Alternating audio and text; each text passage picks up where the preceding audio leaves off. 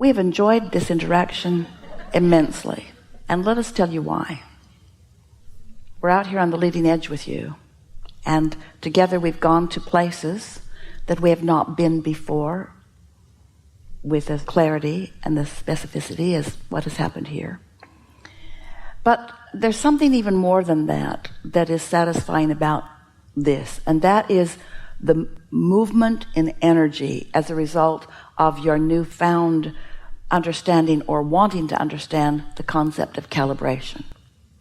You know about calibration in terms of your electronics and tuning your guitars and all kinds of things. And we want you to understand that you are natural harmonizers because you know that you are vibration. You've always been vibration. The law of attraction has always been the harmonic factor. And so you were born wanting to harmonize. So as you move around with one another in your environments, the desire to harmonize is so strong that you translate it, bless your hearts, and nothing has gone wrong, but you've translated your desire to harmonize into your desire to please.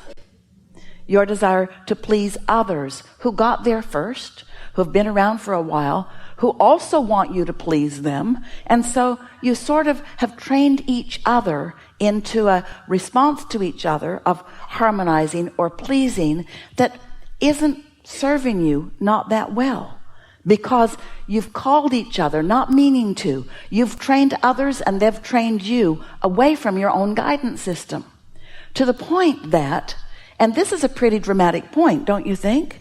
To the point that something that feels good to you that you want to do, you don't do because somebody else doesn't think it's a good idea. Don't you think that's interesting? That you have rather easily, and we get why, given up your guidance system for someone else's guidance.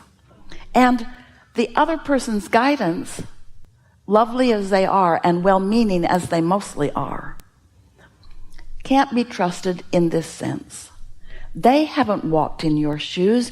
They don't know who you are coming in. They haven't lived the life that has caused you to calibrate your vortex. They can guide themselves, but they can't guide you. And your desire to please them has caused you to replace your own sensitivity to what feels good to you to a sensitivity to the reactions of others. We want you to feel with us the emotions of alignment that happen to you often, and we want you to identify them and then isolate them and then calibrate to them. To acknowledge that, you know how when an I just occurs to you and you feel a sort of feeling of elation about that? Ride that wave. Stay with that. Don't be quick to ask the questions, well, how am I going to do that? Or what would so-and-so think about that? Just let that feeling of elation be enough to call you into more thought about it until you can feel the increase in the momentum of that feeling. When you find yourself in a discussion, you joined a group, doesn't matter why, maybe you were invited, maybe you were assigned, maybe you just were supposed to be there.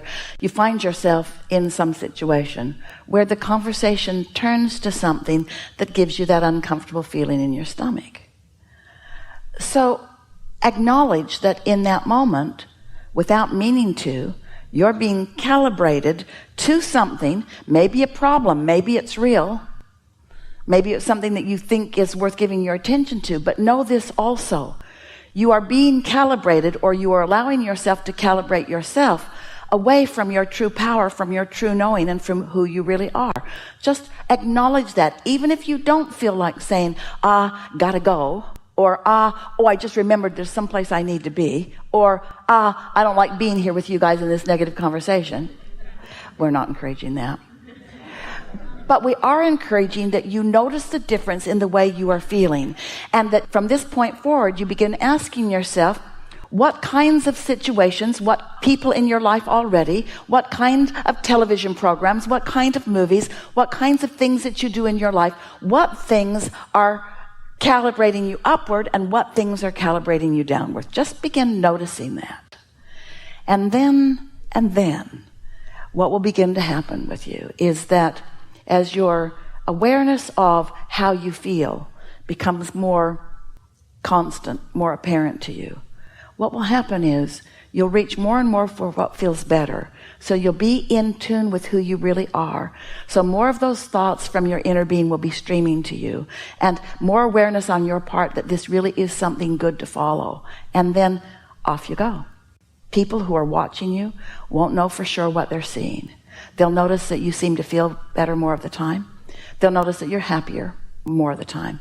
They'll notice that more things are going your way more of the time. They may even ask you about what you're doing.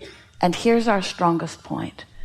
Don't try to explain to them what you're doing until first you're sure what you're doing.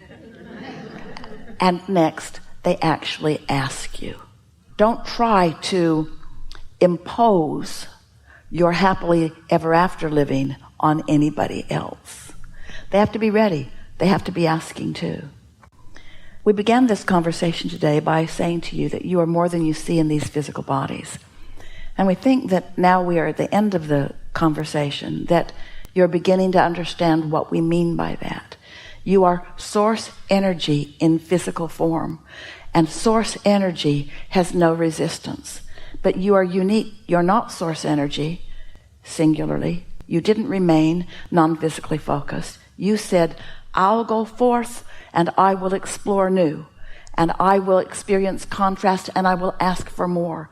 And your inner being said, and we will remain here, focused constantly on what you're asking for, your guiding light, so that you will feel the power of who you have just become.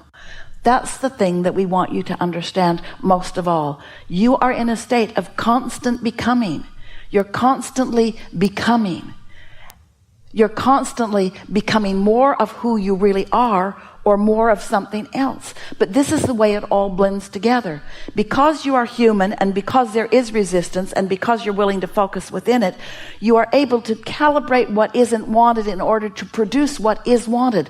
Can you understand that this is what the evolution of all species is about? Can you sort of feel that this is what the expansion of the universe is about? And can you understand how good it is that you made that choice to come and have this experience? But you never intended to make a career out of step one. You never intended to try to find influence in yourself or in others to gather together in those piles of disconnect and then convince other people to live your way. You never ever intended to live conditional love.